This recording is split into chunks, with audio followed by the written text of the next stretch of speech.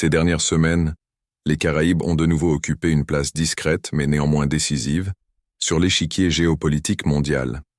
Alors que l'attention internationale se concentre sur les conflits de haute intensité dans d'autres régions, la zone maritime au nord de l'Amérique du Sud est soumise à un niveau de tension rarement évoqué dans les déclarations officielles. Il ne s'agit pas simplement d'exercices navals ou de patrouilles de routine.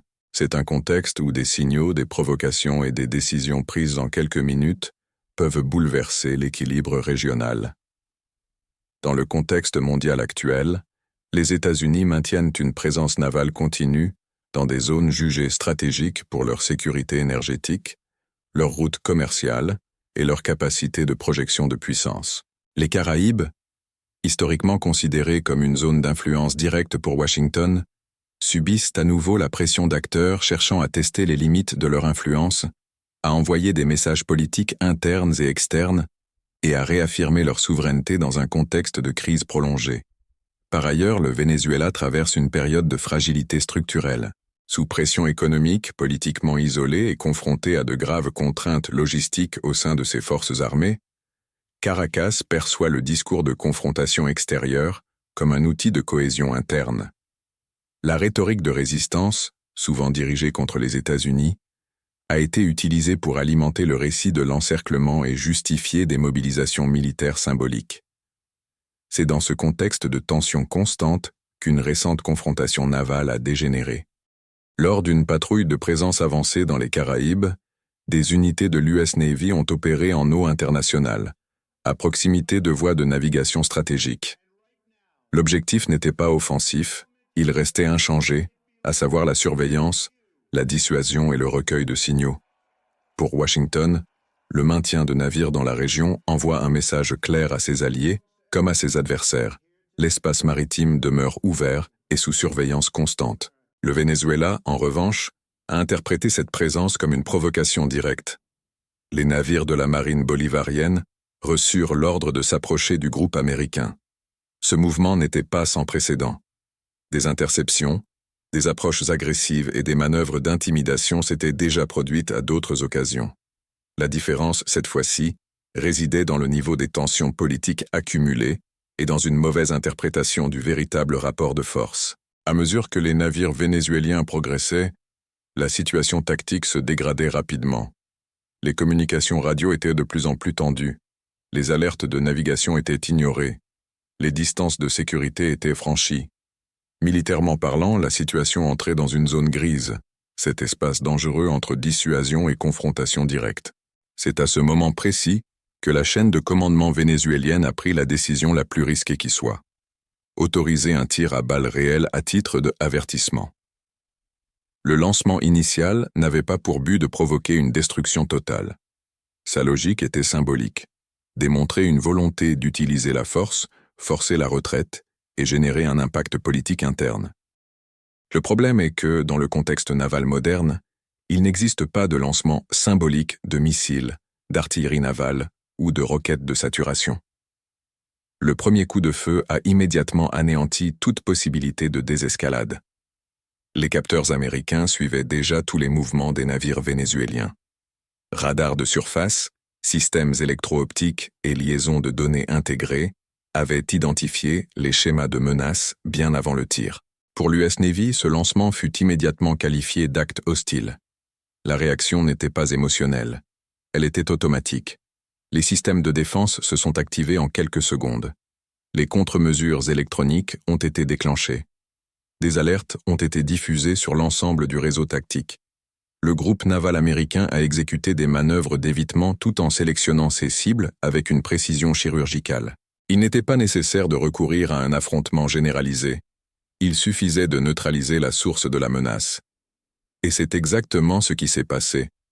Les navires vénézuéliens impliqués dans les tirs devinrent, à cet instant précis, des cibles légitimes au regard des règles d'engagement en vigueur. La différence technologique entre les deux marines apparut alors au grand jour. Tandis que le Venezuela disposait de capteurs limités, de communications fragmentées et d'une défense aérienne quasi inexistante, les États-Unis employaient un système intégré, capable de détecter, de décider et d'agir en des temps extrêmement courts. Les conséquences se sont fait sentir rapidement. Un des navires vénézuéliens a été touché lors d'une manœuvre d'évitement. L'explosion a immédiatement fragilisé la structure du bâtiment. Les systèmes de propulsion ont cessé de fonctionner. Les compartiments internes ont été inondés. En quelques minutes, l'équipage a perdu tout contrôle de la situation. Le navire a gîté et a coulé, sans possibilité de sauvetage par le combat. Le second navire tenta de s'éloigner, mais il était déjà repéré par les capteurs américains. Une nouvelle frappe de précision mit fin à tout espoir de survie. La coque fut percée.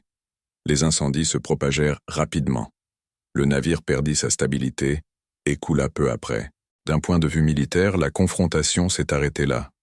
Aucun navire américain n'a été touché, aucune victime américaine n'a été signalée. La supériorité technologique et doctrinale a transformé un geste provocateur en un désastre complet pour le Venezuela. Mais l'impact réel de cet épisode va bien au-delà de l'épave gisant au fond de la mer. Sur le plan géopolitique, l'enjeu ne se limitait pas à une simple patrouille ou à une étendue d'eau. Il s'agissait de la crédibilité de la dissuasion régionale. Pour Washington, laisser un tir sans riposte aurait créé un dangereux précédent, non seulement dans les Caraïbes, mais aussi dans d'autres zones sensibles du globe où les forces américaines opèrent sous surveillance constante. Pour Caracas, le calcul était différent. Affirmer sa force extérieure devait renforcer le discours de confrontation interne, consolider le soutien politique et démontrer son autonomie stratégique. L'erreur a été d'ignorer la réelle asymétrie du conflit. Dans un contexte naval moderne, la volonté politique ne saurait compenser un manque de capacité opérationnelle. Les autres pays de la région ont suivi chaque mouvement avec une attention absolue. Les pays des Caraïbes dépendant de voies maritimes stables ont bien compris le message.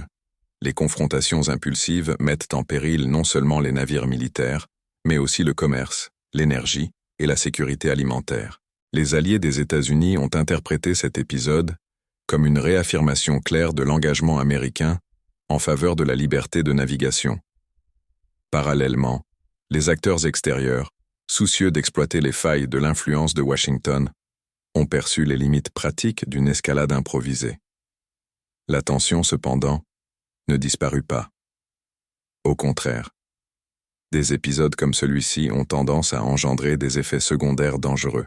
Sur le plan intérieur, le Venezuela doit désormais relever le défi d'expliquer d'importantes pertes matérielles sans admettre d'erreurs stratégiques. Sur le plan extérieur, le pays sera soumis à une surveillance encore plus intense. Chaque mouvement naval futur sera surveillé, analysé et interprété à la lumière de cette confrontation. Pour les États-Unis, cet épisode souligne la nécessité d'une présence constante, mais accroît également le risque de nouveaux incidents dans un climat de méfiance généralisée. Plus les confrontations hostiles sont fréquentes, plus la marge d'erreur humaine, de défaillance technique ou de décision hâtive se réduit. Dans ce contexte, l'escalade ne dépend pas d'offensives de grande envergure. Elle dépend de secondes mal interprétées, d'ordres mal formulés ou de dirigeants prêts à tout miser sur des gestes de force symboliques.